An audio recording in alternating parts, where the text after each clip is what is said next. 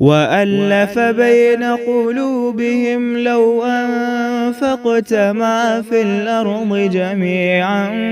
مَا أَلَّفْتَ بَيْنَ قُلُوبِهِمْ وَلَكِنَّ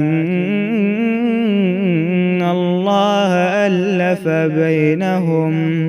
إِنَّهُ عَزِيزٌ حَكِيمٌ۔ یا ایھا الذین آمنوا، اے ایمان والو اللہ سے ڈرو، اور جو سود باقی رہ گیا ہے اس کو چھوڑ دو اگر تم سچ مچ ایمان والے ہو، اور اگر ایسا نہیں کرتے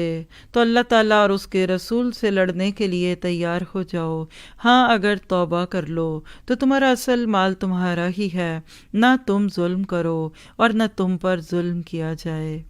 یہ آخری جملہ جو اکثر اوور لک ہو جاتا ہے کیونکہ آیت اتنی اسٹرانگ ہے، اور یقیناً جن ساتھیوں نے دل کے کانوں سے ترجمہ سنا ہے صرف ترجمہ ہی کافی ہے،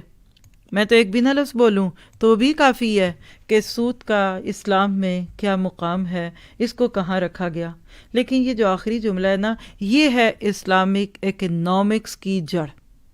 روٹ کاز، وہ فاؤنڈیشن جس پہ اسلام میں اکنامکس چلتی ہے وہ کیا ہے کہ نہ تم کسی پہ ظلم کرو اور نہ کوئی تم پر ظلم کرے، لا تظلمون ولا تظلمون، اور سود کا معاملہ اس کی اپوزٹ ہے، مال کے بدلے مال، اور بیچارے غریب کی غربت یا اس کی ضرورت کے بدلے اور ضرورت پڑتی ہے۔ اور آپ ان آیات کو اگر دیکھیں، علماء کرام کا اس میں اتفاق ہے کہ اللہ کے معاملات میں، حقوق اللہ میں جو مقام شرک کا ہے، انسانی معاملات میں وہ مقام سود کا ہے۔ یہاں تھوڑی سی وضاحت کر دوں، چونکہ ہم قرآن پاک کو ابھی شروع کر کے بیٹھے ہیں، ایسے لگ رہا ہے کہ یہ آیتیں شروع میں آ گئیں، حالانکہ ترتیب نزول کے اعتبار سے یہ سب سے آخر میں اترنے والا مقام ہے قرآن کا جو سود سے متعلق آتا ہے۔ 9 ہجری میں یہ آیات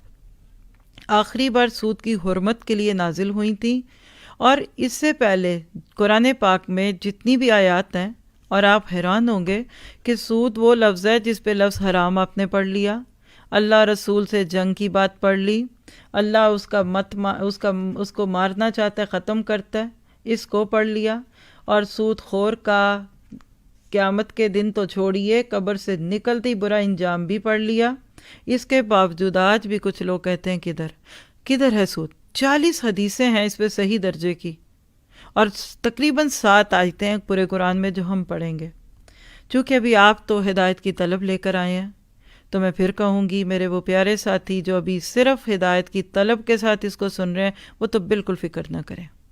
بس دعا کر دیں کہ اللہ ہمیں ایسی تمام چیزوں سے پاک کر دے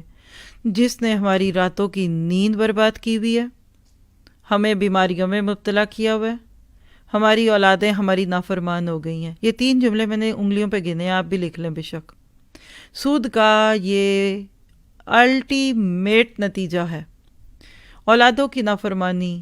اور دل سے غم کا جانا ہی نہ۔ آپ نے ان آیتوں میں ایک جملہ غور سے سنا ہوگا تو وہ آپ کو ابھی میری بات سمجھنے پہ تیار کر دے گا، اور وہ کیا ہے؟ لا خوف علیہم ولا هم یحزنون۔ سود کے معاملے کے ساتھ ہی جو چیز ختم ہو جاتی ہے نا، وہ آپ کی زندگی کا سکون ہے، اطمینان ہے۔ ہر دن تو وہ بچہ پل رہا ہے، اور لوگ کہتے ہیں کہ سود ناجائز بچہ ہے،